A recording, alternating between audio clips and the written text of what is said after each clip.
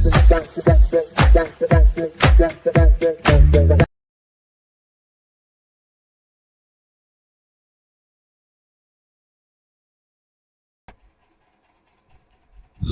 Hello నమస్తే, name ఈ Singar. Welcome back to my YouTube channel.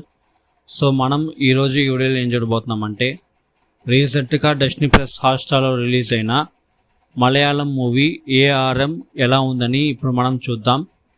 ఈ మూవీ యొక్క వన్ లైన్ స్టోరీ ఏమిటంటే, యాక్చువల్గా ఈ స్టోరీ అనేది 3 టైమ్ లైన్లో జరుగుతుంది. ఐ మీన్ 3 జనరేషన్ అన్నమాట. తాత, కొడుకు, మనవడు అనేసి ఈ 3 టైం లైన్లో నడుస్తుంది. ఫస్ట్ టైం లైన్లో వచ్చి అప్పట్లో రాజులు పరిపాలిస్తూ ఉంటారు. సో ఒకరోజు ఆకాశంలో నుంచి ఒక రాయి అనేది వాళ్ళ ఊరిపైకి వస్తుంది. సో అలా పడిన తర్వాత ఆ రాయిని అయితే రాజు ఒక దేవుడు విగ్రహంగా మార్చేస్తారన్నమాట. సో ఆ విగ్రహాన్ని ఆ ఊళ్ళో ఉండే వాళ్ళు ప్రతి ఒక్కరు పూజిస్తూ వస్తారు. సో సెకండ్ జనరేషన్కి వస్తే, అప్పట్లో ఆ జనరేషన్లో ఉండే పర్సన్ వచ్చి ఆ గుడిలో ఉండే ఆ యొక్క విగ్రహాన్ని దొంగలించేస్తాడనమాట. సో అతను ఎందుకు దొంగలించాడు అనేసి మీరు సినిమా చూసి తెలుసుకోండి. సో అది తెలుసుకున్న ఊరు ప్రజలందరూ అతన్ని దొంగ అని పిలిచేస్తారు. అది మాత్రం కాకుండా 3వ జనరేషన్ అప్పటికి కూడా ఆ ఊర్లో వాళ్ళు అందరూ ఆ హీరో వాళ్ళ ఫ్యామిలీని దొంగ దొంగ అని పిలుస్తూ ఉంటారన్నమాట. సో అలా సెకండ్ జనరేషన్ తర్వాత థర్డ్ జనరేషన్లో ఉండే మన హీరో ఆ ఊళ్ళోనే ఉంటాడు. ఆ ఊళ్ళో వచ్చే విలన్ గ్రూప్ ఏమనుకుంటారంటే, ఎలాగైనా ఈ గుడిలో ఉండే విగ్రహాన్ని దొంగలించేయాలి అనుకుంటారు. ఎందుకంటే ఆ విగ్రహం అనేది మామూలు రాయితో చేసిన విగ్రహం అయితే కాదు, ఆకాశంలో నుంచి పడిన ఒక రాయి విగ్రహం. రాయి పడిన తర్వాత దాన్ని విగ్రహంగా చేసుంటారు. సో దానివల్ల ఆ రాయికి వాల్యూ ఎక్కువ అనేసి తెలుసుకున్న విలన్ గ్యాంగ్ వచ్చి హీరో మూల్యంగా ఎలాగైనా ఆ విగ్రహాన్ని దొంగలించాలనుకుంటారు. హీరో కూడా దొంగలించేస్తాడు. బట్ దాని తర్వాత తెలిసింది ఆ విగ్రహం అనేది ఒక డూప్లికేట్, ఒరిజినల్ అనేది కనపడకుండా పోయి ఉంటుంది.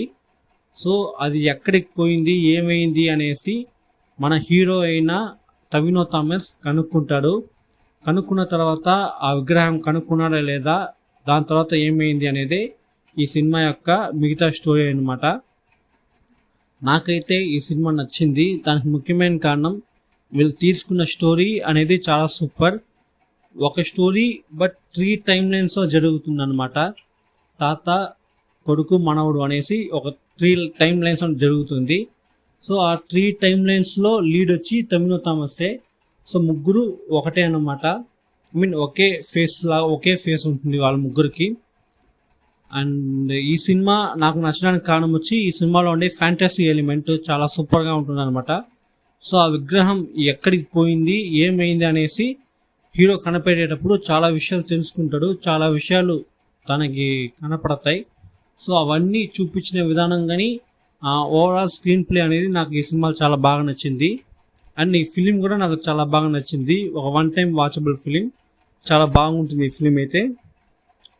అండ్ ఈ సినిమాలో యాక్ట్ చేసిన ప్రతి ఒక్కరి పర్ఫార్మెన్స్ చాలా బాగుంది. ముఖ్యంగా Tovino Thomas. So 3 character, 3 performance, 3 character and 3 getup, 3 super అయిన పర్ఫార్మెన్స్ ఇచ్చుంటారు.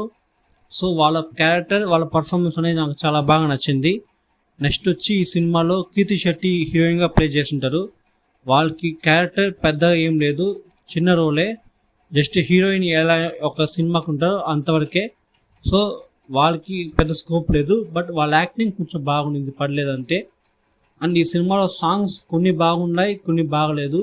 కానీ ఈ సినిమాకి ఇచ్చిన బ్యాక్గ్రౌండ్ మ్యూజిక్ చాలా బాగుంది ఓవరాల్గా. సో ఓవరాల్గా ఒక మంచి ఫిలిం, ఒక మంచి ఫ్యాంటసీ డ్రామా చూడాలనుకుంటే ఈ సినిమాని చూడొచ్చు. ఈ సినిమాలో అయితే ఏ బ్యాడ్ లాంగ్వేజ్, బ్యాడ్ సీన్స్ అయితే లేవు. మీరు ఫ్యామిలీతో చూడాలంటే చూడొచ్చు.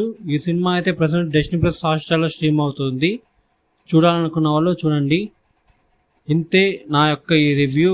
మీకు నచ్చినట్టయితే ఈ వీడియోని లైక్ చేసుకోండి, నా ఛానల్ సబ్స్క్రైబ్ చేసుకోండి.